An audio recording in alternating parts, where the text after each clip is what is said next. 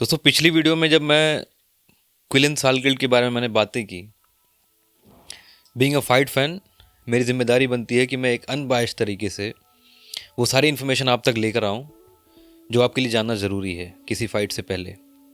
लेकिन आज की जो वीडियो है ये मेरे लिए और इंडियन एमएमए के सभी फैंस के लिए बहुत इंपॉर्टेंट, बहुत स्पेशल है, क्योंकि इस वीडियो में हम अंशुल जुबली की फ़ाइट के बारे में बात करने वाले हैं, उनके स्किल सेट के बारे में बात करने वाले हैं और हम ये जानने की कोशिश करेंगे कि आखिर क्यों इस पूरे देश की जो पूरी एमएमए कम्युनिटी है वो इतना प्राउड क्यों फील करती है अंशुल के लिए, और बेसिकली अंशुल जुबली हम सभी के लिए इतने स्पेशल क्यों हैं। तो चलिए वीडियो को स्टार्ट करते हैं। बट उससे पहले मैं चाहता हूँ कि आप प्लीज़ इस चैनल को सब्सक्राइब कीजिए, अपने जो भी व्यूज़ हैं उनको कमेंट सेक्शन में लिखिए और अपनी राय ज़रूर दीजिए कि 9 फरवरी को जब ये मुकाबला होगा अंशुल जुबली का क्विलिन सालगिल के अगेंस्ट, तो इस फाइट में कौन जीतेगा।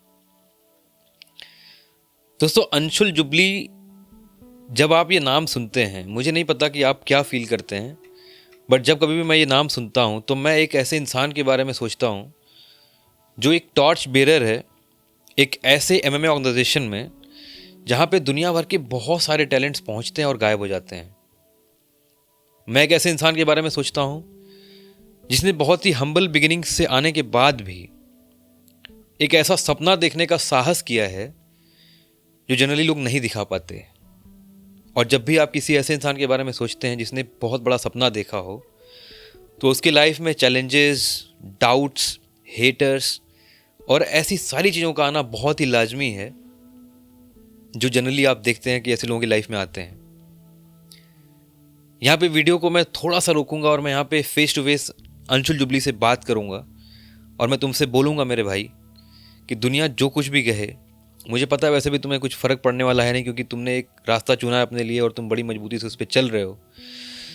लेकिन एक एमएमए फ़ैन के तौर पे मैं तुमसे ये बोलना चाहता हूँ कि हम सभी को तुम पे गर्व है, अभी तक तुमने जितना कुछ भी अचीव किया है, और हम सभी को पूरा भरोसा है कि आने वाली 9 फरवरी को तुम उन सभी को चुप कराओगे जो शायद तुम्हारे उन सारे सपनों पे, उन सारी बातों पे कहीं ना कहीं एक क्वेश्चन मार्क खड़ा करते हैं, और उन सभी को तुम आंसर दोगे।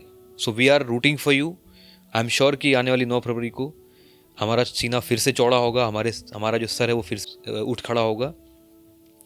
अब हम बात करते हैं कि अंशुल जुबली इतना स्पेशल क्यों है हम सभी के लिए।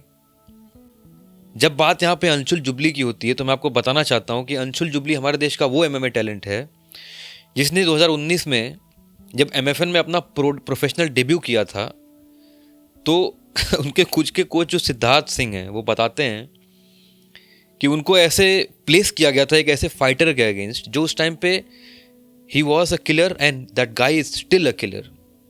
संजीत बुधवार का नाम जब भी इंडियन एमएमए में आता है तो उनको एक ऐसे फाइटर के तौर पे देखा जाता है जो एक फाइट को एक खेल की तरह नहीं लेते, वो एक एक्चुअल फाइटर हैं। सिद्धार्थ सिंह एक इंटरव्यू में बताते हैं कि जब अंशुल जुबली का सामना हुआ था संजीत बुधवार से, उस फाइट से पहले इंडियन एमएमए में फेदर वेट में कोई बंदा संजीत बुधवार से लड़ने के लिए तैयार ही नहीं था। There was no one to take up that challenge. और एक 13 फाइट्स का एमेच्योर रिकॉर्ड लेकर के बिना किसी प्रोफेशनल एमएमए का एक्सपीरियंस लिए अंशुल जुबली वहाँ पे खड़े हुए और उन्होंने वो कर दिखाया था कि पूरी एमएमए कम्युनिटी शॉक हो गई थी। जिस तरीके से 3 राउंड्स तक उस मुंबई में उस एमएफएन की उस इवेंट में जिस तरीके से अंशुल जुबली ने उस इवेंट में डोमिनेट किया था संजीत बुधवार को, वो अपने आप में एक तरीके से एक सबूत था कि ये फाइटर कितना स्पेशल है। और जब मैं लोगों को देखता हूँ कि कमेंट्स में, दुनिया भर की रील्स में और उनकी जो पॉडकास्ट है उनकी कमेंट बॉक्सेस में जाके जब लोग उनको भला बुरा और पता नहीं क्या क्या बोलते हैं, तो मैं सोचता हूँ कि क्या हमारे लोग जो हैं, जो हमारे एमएमए फैंस हैं, इतने इमोशनल हैं।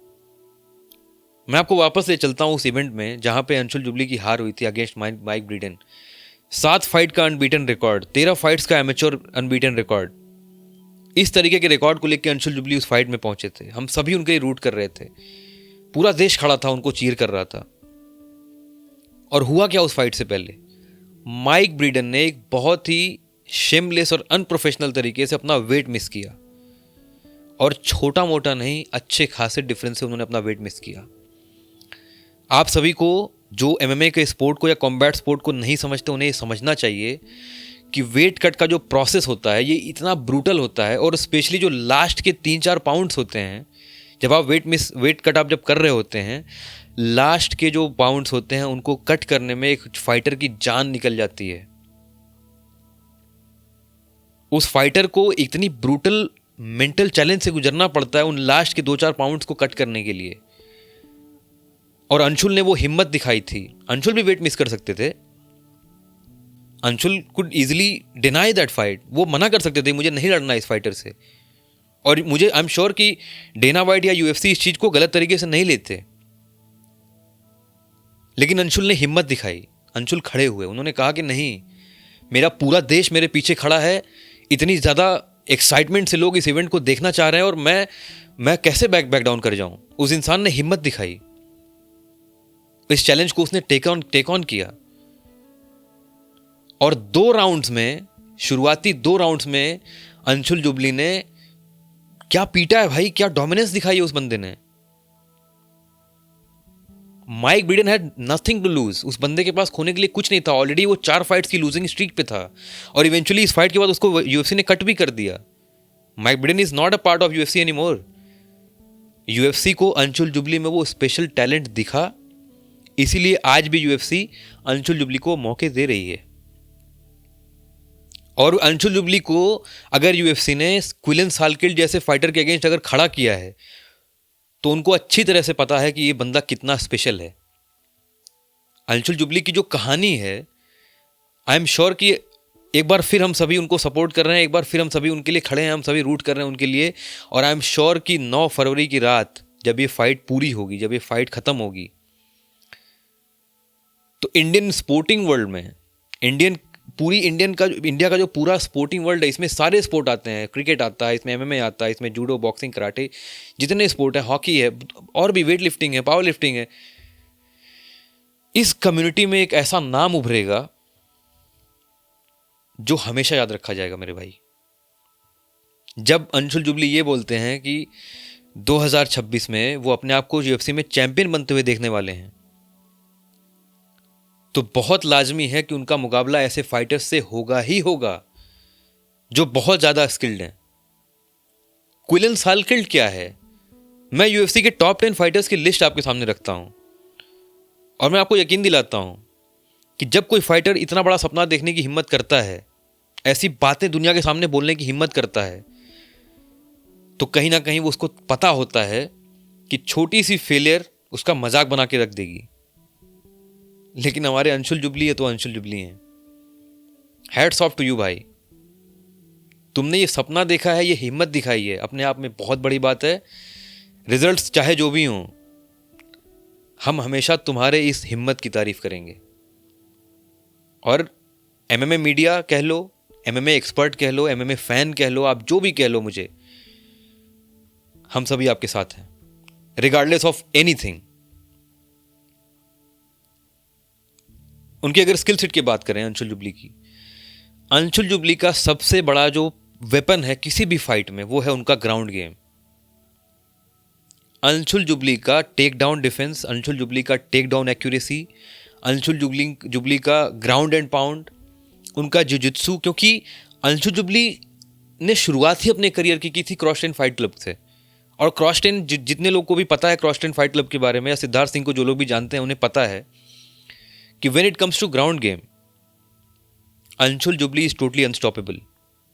एटलीस्ट अभी के लिए, जब तक उनका मुकाबला किसी रैंक फाइटर से नहीं हो रहा है, Anshul Jubli is totally unstoppable. एक अनफॉर्चुनेट इवेंट था वो, जिसमें उन्हें हार का सामना करना पड़ा, लेकिन थोड़ा तो सेंस रखो मेरे भाइयों। जब आप किसी फाइटर की एक लॉस को लेकर के इतना आप उसको ट्रोल करते हो, उसको कमेंट बॉक्स में जाके क्या क्या चीजें बोलते हो, आप इतना सोचो कि अपना इस्लाम माखाचेव भी यूएफसी में अपना डेब्यू मैच हार गए थे, और आज दुनिया भर में इस्लाम माखाचेव को हराने वाला कोई नहीं है। आप भरोसा जताइए, ये अपील है मेरी आप सभी से। उस फाइटर को आप हिम्मत दीजिए, उन पे विश्वास जताइए। और मुझे पता है आप विश्वास नहीं भी जताएंगे ना, तो अंशुल जुबली के माइंडसेट पे कोई फर्क पड़ने वाला है नहीं। जब वो आवाज़ गूंजी थी यूएफसी के ऑक्टागन में, नमस्ते यूएफसी इंडिया इज़ हियर। तो हम सभी को ऐसा लगा था कि जैसे हम खुद जाके वहाँ पे खड़े हो गए हैं। हमें एक रीज़न मिला था, यूएफसी को इतना एक जुड़ाव महसूस हुआ था हमें, क्योंकि हमारा खुद का एक बंदा, हमारा खुद का भाई जो इंडिया में ट्रेन करता था, उसने जाकर यूएफसी में फाइटर्स को हराया था और रोड टू यूएफसी का चैंपियन बना था रोड टू यूएफसी टूर्नामेंट का। वापस लौट आओ उसी रास्ते पे और एक बार फिर से सपोर्ट करो इस बंदे को। छोटी बात नहीं है मेरे भाई। यूएफसी में पहुंचना, वहां पे जाकर के ऐसे फाइटर्स के अगेंस्ट खड़े होना, मुझे नहीं पता आप में से कितने लोग यूएफसी कितने टाइम से फॉलो कर रहे हैं, लेकिन मेरा जो एक्सपीरियंस है, that guy has already achieved a lot. और मुझे पूरा भरोसा है कि 9 फरवरी के इस इवेंट में हम सभी को फिर से एक बार फख्र होगा, गर्व होगा अपने इस भाई पे। So we are so proud Anshul. जो कर रहे हो मेरे भाई करते रहो, खूब मेहनत करो और जीत के आओ। हमारी तरफ से तुम सभी को बहुत बहुत शुभकामना, तुम्हें और तुम्हारी पूरी टीम को। आज की वीडियो में बस इतना ही।